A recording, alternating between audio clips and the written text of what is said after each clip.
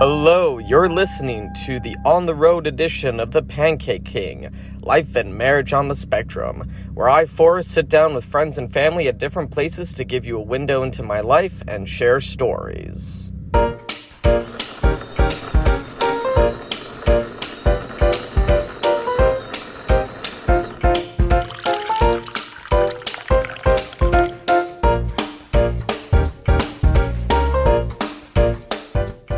So, we're down at Cool Beans in our area. Yes, we are. And I didn't realize that they had changed locations. Yeah. So we got down and the sign was there, but it was all blacked out. Yep. All blacked out. I went there forever ago. Lease sign was up. It's for sale now. Yeah. And no one's bought it. Do you know when it closed down? It closed down before I left, so at least over a year ago. Okay. But it was such a short drive. I mean, it was still a short drive. But right. It was like another. According to my phone, it was 0.8 miles. Yeah. For the new location. So where we're sitting in right now, this used to be like a bar, and I came here and did a Marvel Cinematic Universe trivia in 2019. So you were 21 in 2019? Yeah, I guess you would have. Yeah. So you would have been like 24 or something. I can't remember if Avengers Endgame was either coming up or it had just come out. But that's what like we were a baby. doing. Yes.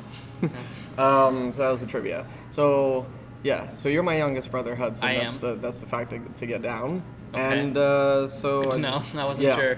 I need some clarification on that. I didn't know quite if that was the case. So we're just kind of doing something fun. We're just coming down to Cool Beans and, having a conversation. Hudson, you've been out of town for 9 months? I was. Is that right? Yeah, I was in Duluth, Minnesota, the Great White North. So for people who know just how hot the Quad Cities gets in the summer, I went from negative 40-degree winter to... and for 7 out of the 9 months I was in Duluth, it was winter. Mm-hmm. Like it was at least 30 degrees or colder, and there was snow. Right. For 90% of the time. There was no spring, there was no fall, and there's a little bit of fall, but there's really no spring. It was just winter and winter. We have what's called Fool Spring, and then second winter. So we have winter, Fool Spring, which is like the week that's kind of starts to warm up, and then second winter, and then false spring, and then third winter. So basically the same as the Midwest. It is the Midwest, but even here, we just goes winter and then spring, and then like sometime in March or April it's supposed to warm up. But in Duluth it was in the 30s even till May. But I was wearing shorts because it felt amazing. And then I came here and it was 100 degrees, and I questioned my existence on this planet. Well, for me, as someone who works in a warehouse, if it was 100 degrees that day, that meant it was like an extra extra 10. Yeah. So it was like 100. It'd be 110 degrees. They always give out like water and Gatorade, almost because they have to. Right. I mean, if someone dies in there, that's on them. It's required by the company. I have an app that I had when I was working at Chick-fil-A. I used to work at Chick-fil-A for like 2 years. You already know that. They don't. Yeah. Right. But I worked at Chick-fil-A for a couple of years, and as a manager, I had to have an app on my phone that told me what the heating index was, because we had people outside taking orders, helping customers. And so at certain temperatures, we had to do certain things for them, provide certain things for them. And most of the time, that just meant taking them inside every 30 minutes like a cat. But, taking them inside, rotating them, giving them popsicles and water, and making sure they're taken care of. And most of the time, other managers didn't take care of them. I was the only one who took care of them. But, Oh, yeah, okay. No, it's true. Other managers would leave them out for hours in 110-degree weather, and they would be just sweating and burning. And, a friend of mine worked there for a few months, and he got a sunburn so bad one day, he was just red all over just because he was outside too long. And he kept calling, asking me to trade it out. It's over 100 degrees out. Right. So, you're around Minnesota for 9 months. What was that like, just the living situation part of it? Well, that was a funny thing, because I was in a 2-bedroom apartment with 4 guys, including myself. Okay. I thought I heard it was like a 1-bedroom, or like not even a 1-bedroom, but like a studio. No, it was a 2-bedroom apartment. It had two floors to it. Not very big floors, but it had 2 floors to it, so that's saying something. But it had living room, tiny little dining room, small little kitchen. Kitchen wasn't too bad. Living room and dining room and kitchen was about what your apartment is. Okay. Like that's what the first floor was, and then the second floor was the 2 bedrooms and the bathroom. And so I shared a bedroom with 2 other guys who were my classmates. They're my roommates. We had a bunk bed and a twin bed, and it was not a big bedroom at all. So literally, as we're moving in, we're bringing in all our stuff into the bedroom, and we're like, how is this gonna work? Like, we got everybody's stuff unloaded and in the bedroom. Even some stuff was downstairs, but like we had most of our clothes and stuff in the bedroom. And Carson had like gone off to hang out with his family because, you know, whatever. I guess he cares about his family. But before they leave, and because that was the day he's being dropped off, and me and Zach are looking at the room like, how is this gonna work? Mm-hmm. We had no idea like how we were gonna fit everything, and we did. We made it all fit. We made it work, but it was tight. It was tight, man. We had maybe 50 square feet of walking room in that bedroom, and then there was the guy who was hosting us. He was our host dad, I guess you could call him, Brandon. Right. He's a wonderful man. Bought us so much food. It was great. But yeah, so I mean, it wasn't too bad. It was a little tight. There wasn't much privacy, so like we couldn't like. If I wanted to have a private phone call, I had to go out to my car, basically, or stand outside. Which 7 out of the 9 months that wasn't an option to stand outside. Right. So I'd often go out to my car, but then I totaled 2 cars in the span of 3 months. So, yeah. And then you couldn't drive for the rest of the time you were out And then there, I couldn't right? drive for the last 3 months that I was out there. And then you finally, someone was finally able to like lend you a car at least to borrow, but the problem is that you didn't even have the money to pay for gas, so you still didn't drive very much. I had money for gas. The issue was I totaled his car. That was the second car. So I don't know if I ever told you this. I'm starting to wonder. I don't think I told you this. Probably not. In fact, that's one of the reasons why we're here. Most of this, I'm in the dark. Yeah. You know. So, okay. So, it's January, right? It's negative 30 degrees outside on a good day. Right. It's cold. I'm driving along. I'm going to go to the gym. I'm going to get a good workout in. It's a good day. I'm having a good day. You got a gym membership out there? No, I had the Y. It was at the YMCA. Okay. It was a national thing. So I was able to just go there and be like, hey, I have a membership here. And they're like, okay. They let me in. But Yeah. so I'm driving on like the main road of Duluth. Like, it's called Arrowhead Road. It's like one of the main roads there. I'm like, I'm excited to go to the gym. And the car just, like, it breaks down. I'm like, heck. Oh no. So I pull off and I'm like, maybe it's just cold because I didn't let it heat up much. I'm like, maybe it's just cold, you know. I gotta warm it up a little bit. Right. So I let it run for about 15 solid minutes, and then I'm driving down and get another like half a mile down and it breaks down again. And I'm like, oh. So I pull into the parking lot and I'm like, maybe it just needs oil. Maybe I just haven't been keeping up on the oil enough. So I had 2 quarts of oil and had an oil like sealant because I thought my car was leaking oil. And so I bought the sealant that was supposed to help with the leak, and it basically acts as a quart of oil. So I'm putting all that into the car, I'm loading it up with oil. And this is all while it's still like negative 30. Right, well, it's like negative 20, negative 30 outside. So I'm freezing while I'm doing this. But I've got like my hat, scarf, big old coat, and gloves. Like, I'm all suited up. I'm ready, but I'm in like joggers because I'm about to go to the gym. So my legs are cold, but that's okay. And so I put in the oil, I start driving, breaks down again. And the closest thing that I can pull into is the do not enter of the electrical company of Minnesota Electric or whatever it was called. And it was like their exit gate for their semis and stuff. Right. So I'm pulling into a do not enter because that's the closest thing, and my car's breaking down. There's no shoulder either. It's like Kimberly, basically, but not as hilly and not as busy. Well, it's just as busy. And so I'm sitting there. I'm in the driveway. I'm like, what am I going to do? And the car will start, but after about a minute, it just dies. Okay. Zach drives by me because he was heading somewhere, I remember where. And he pulls in, he's like, hey, is everything okay? I'm like, excuse me, I don't really know. I don't know what happened. It just died. I'm going to call a tow and see if I can't get it towed back to the apartment or to a mechanic or something. And he's like, okay, well, let me know if you need anything. Let me know. I said, well, I'll have you pick me up when it's towed, but I need to sit out here because he needed to go somewhere. Right. He was meeting with somebody or something, and I was like, yeah, I'll just text you and let you know when I need to be picked up, but I gotta wait here for a tow until then. Right. And so I call the tow company, and they're like, yeah, we'll send somebody out there to pick it up. And then I call. Takes 2 hours. It took about an hour. Oh, okay. And then I call the electric company and just being like, hey, I parked in your do not enter. Is that okay? And they're like, yeah, that's fine. We don't have any more people leaving for the day. We're about to close up anyway. It's fine. You don't have to worry about it. You can just leave it there and just let us know when it's gone. I never called them back to let them know it's gone. I forgot. But it's all right.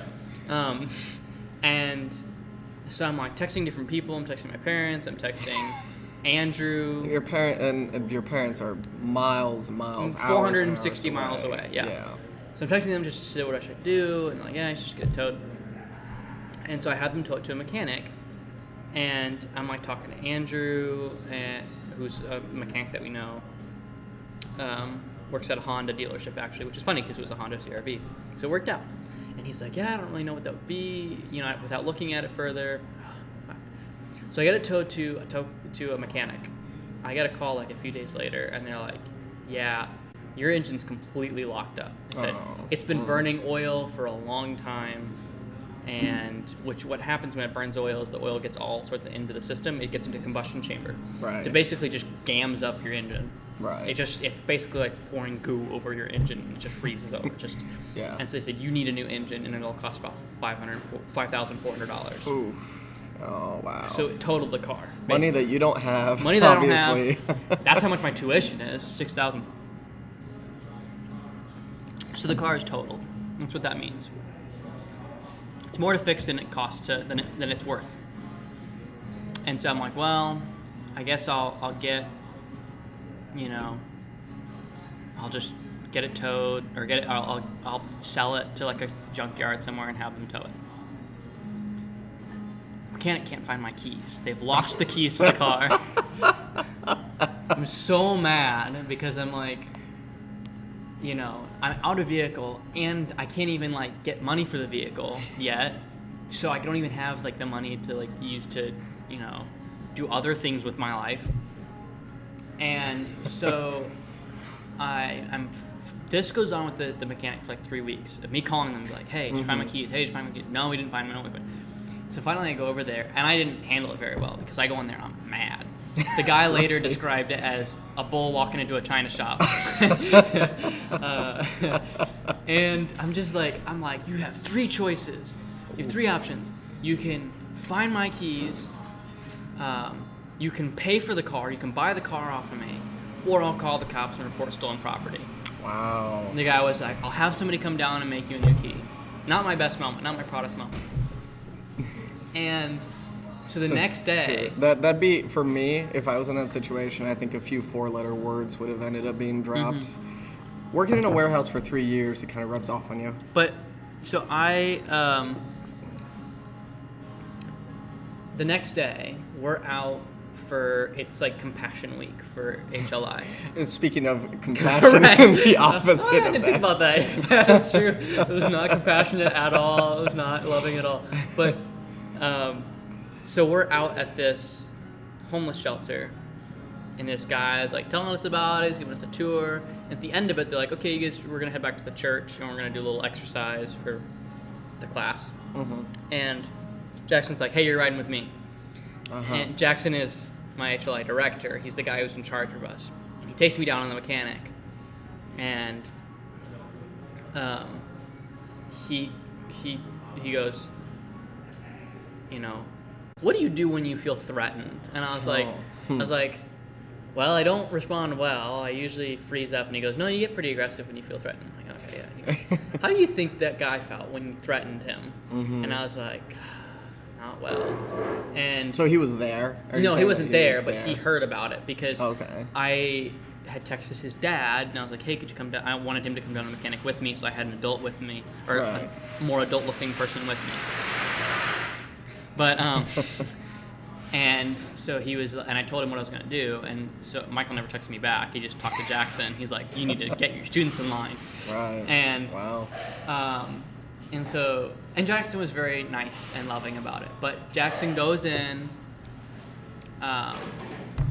and with me, and he's like, hey, like, just wondering what the update is. And he's like, yeah, I got a guy coming down in about an hour to make a key, like make a replacement key. Or a few hours, and so we go outside to get my stuff out of the car so I can put it in Jackson's car because we were gonna have it towed once we get the key. Mm-hmm. And I got somebody to buy the car off me like a junkyard. What I later discovered is that they were actually an auction company and that they flip cars, so they got a steal for it because they only paid $500 for it. That's how much they sold it for. It's $500. It's probably worth $2,000 parts alone. But so we get all the stuff out, and then Jackson's like, "Wait here." And so he goes in. He talks to the guy, the mechanic. He's talking there for like maybe 10 minutes. I'm waiting out in his car. He comes out and he goes, you want to know what I learned? He said, and he told me. He goes, the mechanic said that you came in there charging like a bull in a china shop. Yeah. And he said, and Jackson said to me that he said, and it's really hard to convey that, but he said that, I'm from Boston. I don't take from nobody, like crap from nobody. And so I wasn't having that. And so that put me on the defense automatically. And Jackson told me that, the guy had told him that his mother was in the hospital. He had had a really hard week. And I was like, wow. You're just making it worse. I just felt like, I felt so bad. And so he goes, so you're going to have to go in there and apologize. Oh, wow. I was like, all right, fair, okay. So I go in there, I apologize, and the guy was super understanding. He was like, yeah, that's all right, man. He came in there like a bull in a china shop, and I'm from Boston, and so we don't take crap from nobody. He basically told me what he told Jackson. He said, but man, I totally understand. It's all right, he said, actually, because of that, we implemented a new system for our keys. he said we actually now make sure that anytime we use the keys, they're with this big old envelope, this big clear envelope, which is actually used a lot in mechanic shops. Right. With all the car's information, documentation, the keys are with that at all times. Mm-hmm. And he said we never let them, go anywhere else, and we make sure that we take this out with us every time we use the keys. And he said we actually just implemented a complete new system just for that. And he said, I said, is there anything I can do for you, man? I feel really bad, and I'm sorry. He goes, just leave a good review on Google, just leave a good review on Google, and I'll be fine. And I was like, all right, man. And he said, 5 stars. The service was perfect. I said, service was amazing. The guy was super friendly and helped me out. And he said that if I went to go buy a car before I left Duluth, I could take it to him and he'd do a pre-purchase inspection for free. Oh, so he's a super great guy. Nice. So that was my first car. Second car is a shorter story because I had it for about a week before I crashed it. So this guy is my mentor. He was my mentor in HLI. He's a guy from the church, and we're supposed to ask people to be our mentors and talk to us, and people we can ask questions. His name was Dane, wonderful man. He was heading overseas for something. He works in the Air Force, and so he has 6 cars. He's not rich. He has 6 beaters or mid-tier cars, but he has 6 cars. So he's like, hey, you can borrow my car. Does he collect them? Is he just? He just likes cars. He works with cars quite a bit. He's not like a professional mechanic, but he knows his way around a car. Right. And he had this Infiniti, which I don't know if you know about Infinitis, but they're nice cars. They're considered higher end cars. It was an older Infiniti. It was 2003, and he had 2 of the exact same car. One of them was great shape. The other one was missing a rear bumper, super beat up. He gives me that one, naturally, because it's the worst car. Yeah. And he's like, I just bought this as a parts car and ended up, driving it a bunch. But you can drive it around until the end of HLI. I was like, awesome. 1 or 2 weeks in, I'm on my way to meet up with somebody, another mentor, at a coffee shop. Driving down the road, I take a wrong turn. I'm like, oh shoot. So I'm driving down an unfamiliar road. There's 4-way stops all the way down, except for this one. Yeah. Which is a 2-way stop for the people going down the hill, and it's just a 1-way. No stop, going the other way. It's 40 miles an hour, and there's cars parked all the way up to the end. So I can't see this guy until the last minute. I kind of come to a rolling stop, but I wasn't really paying attention. Yeah. So I'm looking at my phone for directions, and I'm I'm just all over the place. I'm tired. It's the morning. Which is not an excuse. I kind of roll into the stop, but I don't really stop, and then I just get T-boned right in the driver's side door. Oh, wow. And a testament to that car, I did the stupid thing and slammed on the brakes, so I just stopped in front of his car instead of maybe accelerating and missing him, but I stopped in front of his car as he hit me, so he just hit me at a dead stop. Oh, wow. Wow. But the Infiniti literally moved 15 degrees.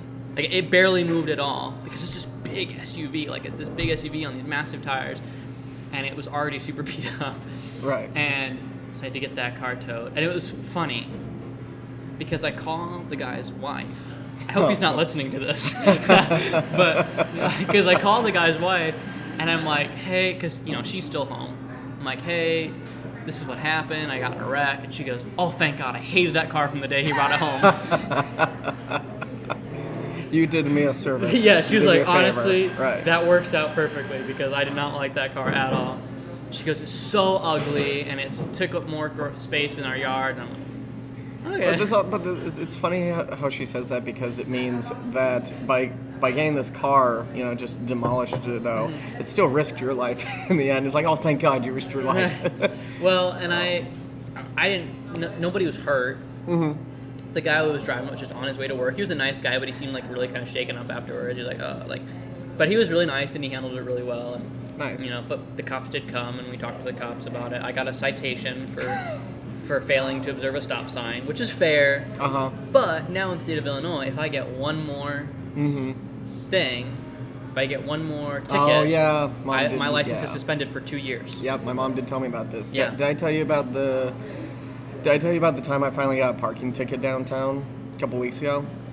This was after ticket? Yeah, this was after parking maybe in three separate places, 3 different times on the same day. Finally got a parking ticket the 3rd time. And, did you not pay? Did you park in a no parking zone, or did you? I might have parked just slightly off of it, and that's the problem. Is that sometimes it's not always clear. And what's funny too is I didn't see the parking ticket when I got in the car, so I was wearing that thing on the way back home like a scarlet letter.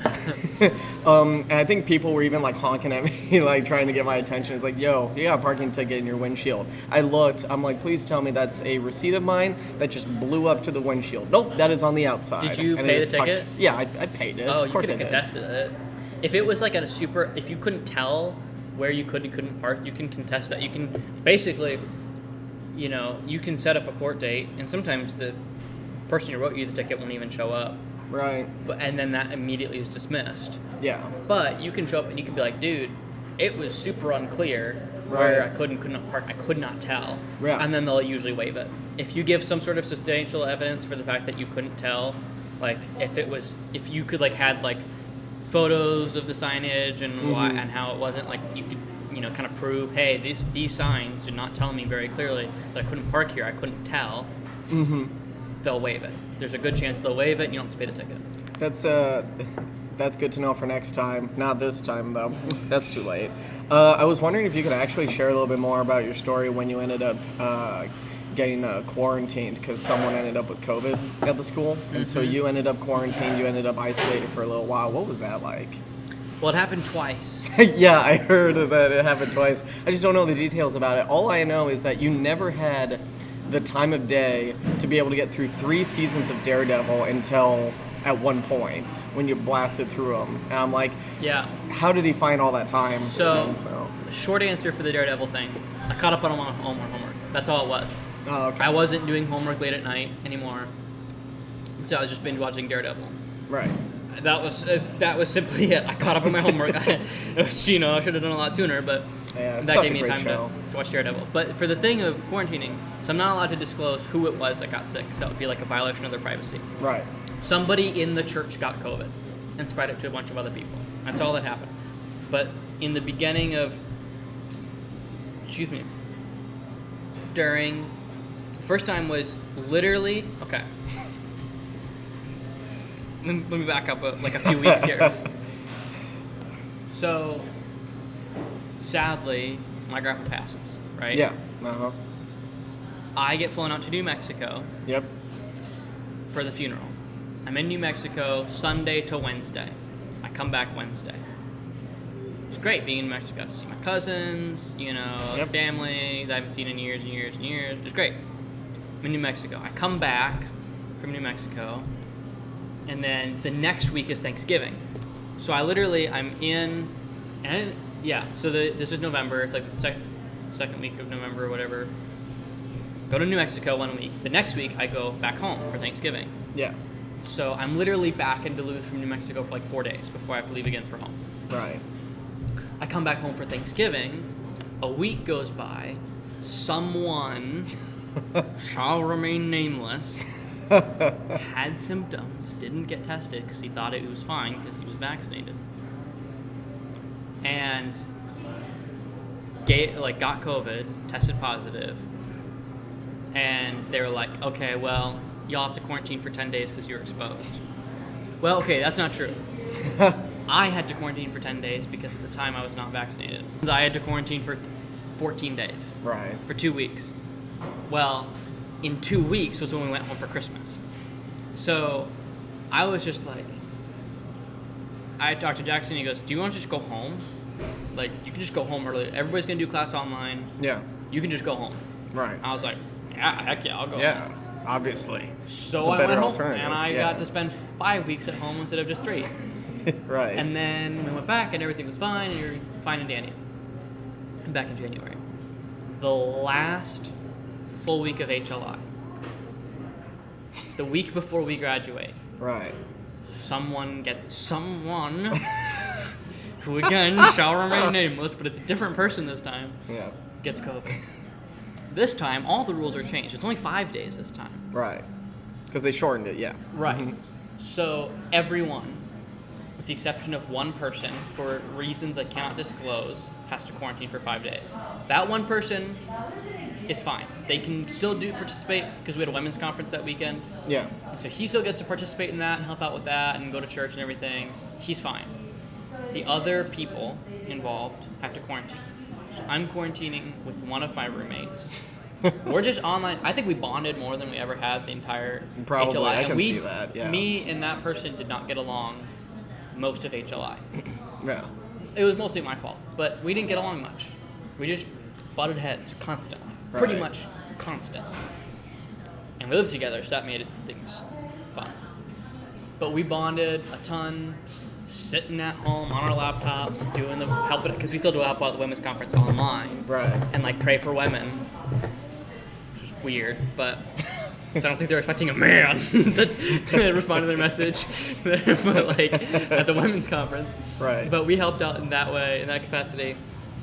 We literally just sat in the apartment on our laptops. We played a lot of phone games during the sessions because this is all stuff geared towards women. This isn't relevant to us at all. And this was when Halo Infinite also came out right around that time. Oh, Halo Infinite came out 5 months before Oh, this. 5 months before this. So Yeah. you were playing that maybe, I'm sure. Oh yeah, I played a lot, little bit of yeah. Halo Infinite.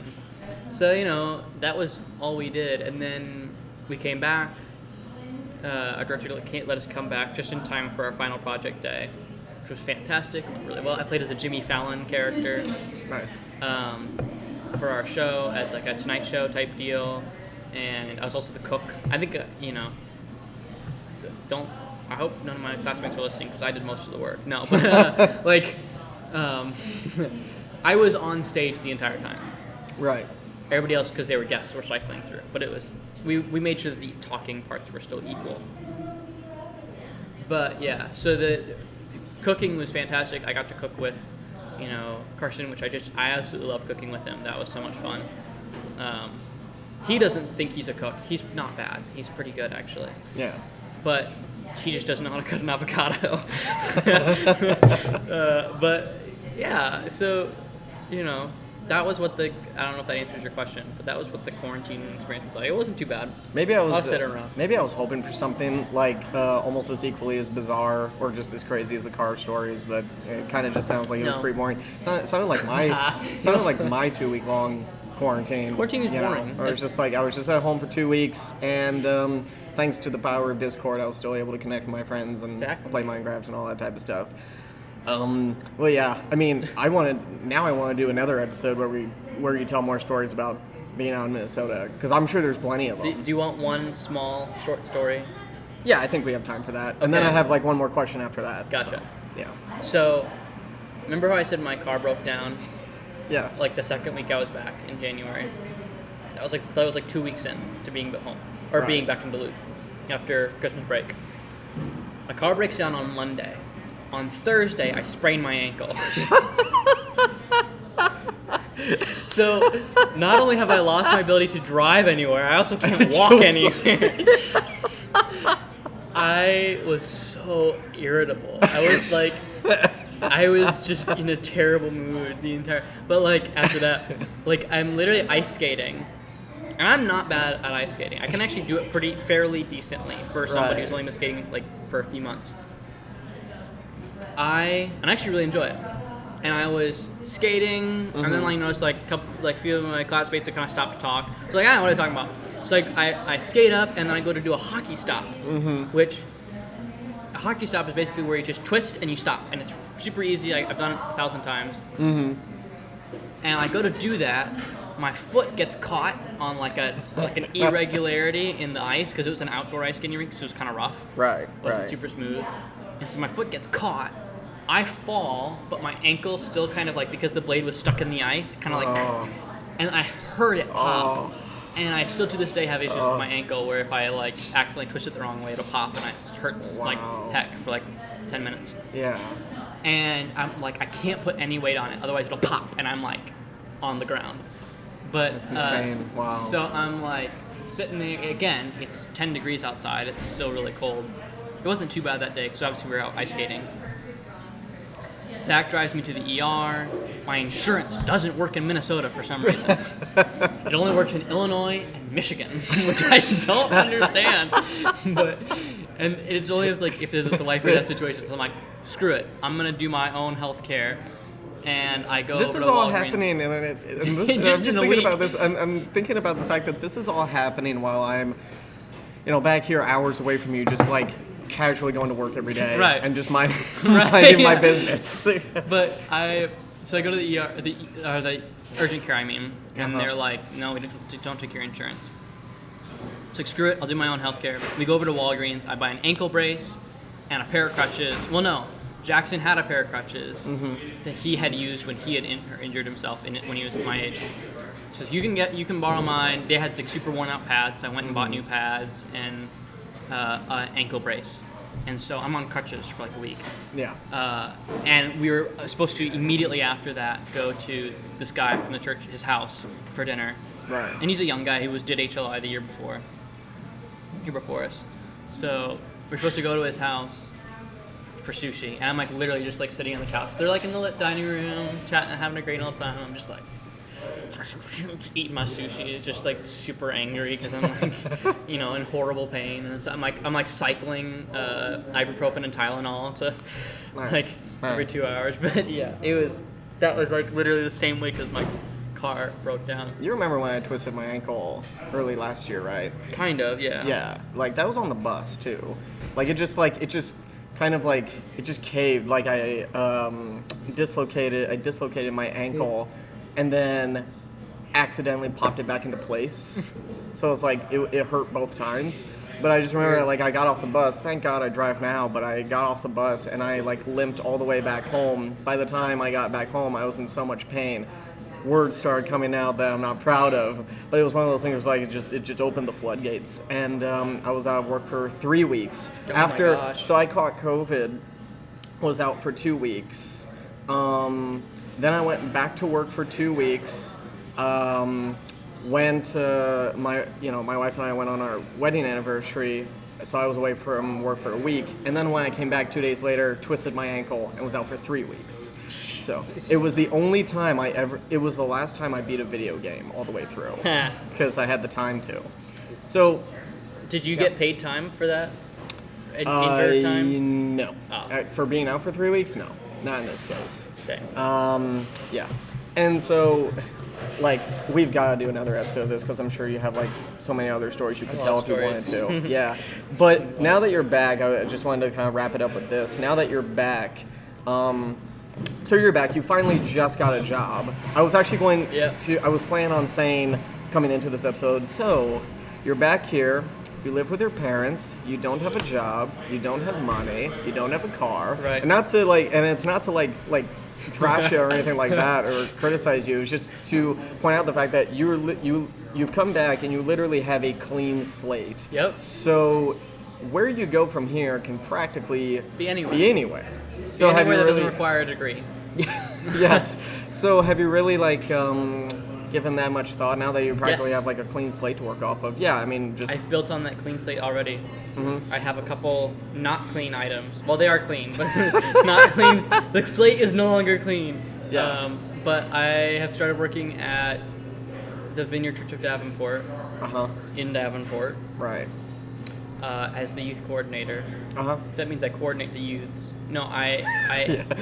I'm I a youth coordinator. The youth I events coordinate the and the youths. youth nights, and I make sure that they don't break church property. And I teach them about Jesus, and I make sure everything goes smoothly, and I build relationships with them, and basically everything that a youth pastor does, but without some of the title or pastoral aspects of things. Right. The hope is that it'll eventually turn into a youth pastor position. Who knows? Only God, and time will tell. But I'm working 2 jobs. I'm dating someone I love. I'm still living with my parents. I don't have a car, but I'm working on getting a car. I have a living situation set up for when I do get a car. Oh, that's good. The plan is to live with a family from the church who's kind of almost empty nesters, not quite. Right. But they have a massive house and lots of bedrooms. So the plan is to live with them until I can afford an apartment. So it's, kind of slow, it's steady, just kind of taking my time to work. Why not take the apartment that our parents own? Because I don't want to live in that neighborhood. I lived in it. That was my first apartment. I mean, not that one specifically, but I lived in the neighborhood. But it would be cheaper for me to get a bigger, nicer apartment in Davenport and split it with somebody.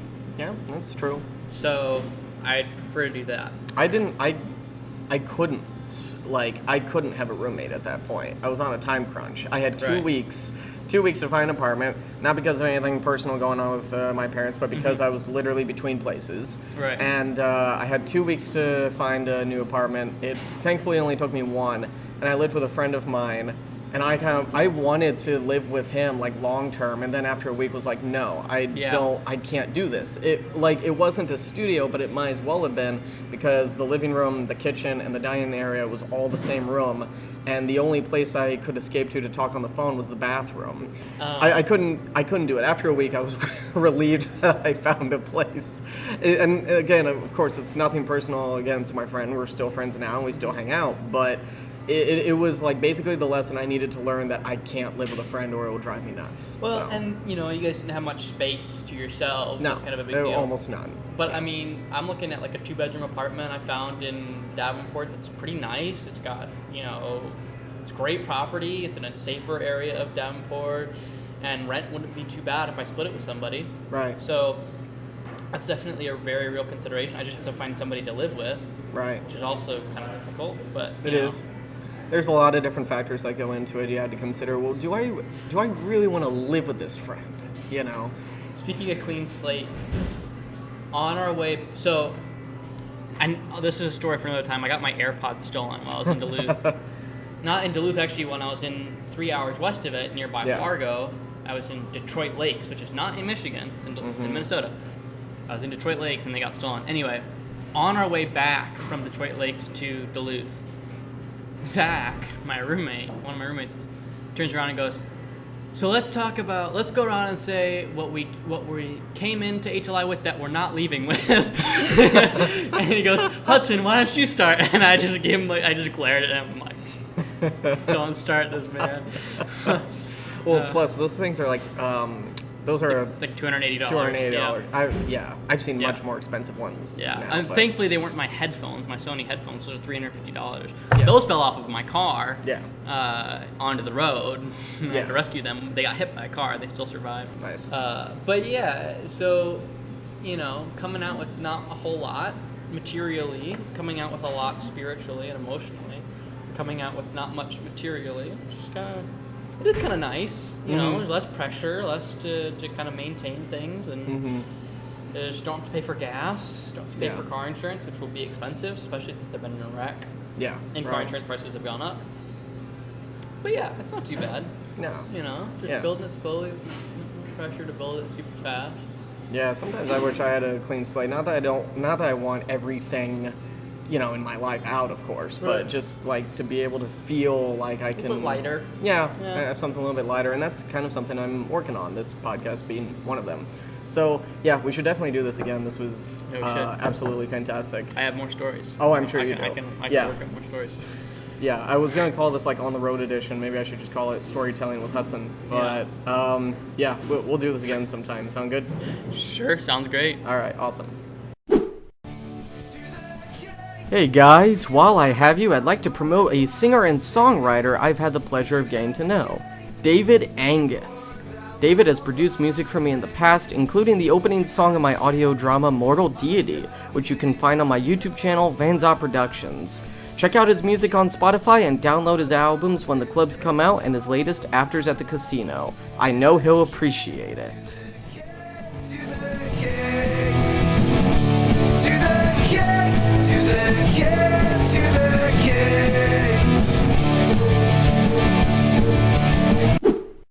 Hey guys, if you haven't already, subscribe to this podcast, write a review to help the show grow, and subscribe to my Substack at thepancakeking.substack.com to receive updates on new podcast episodes, a new blog post every Saturday, and other content I may put out.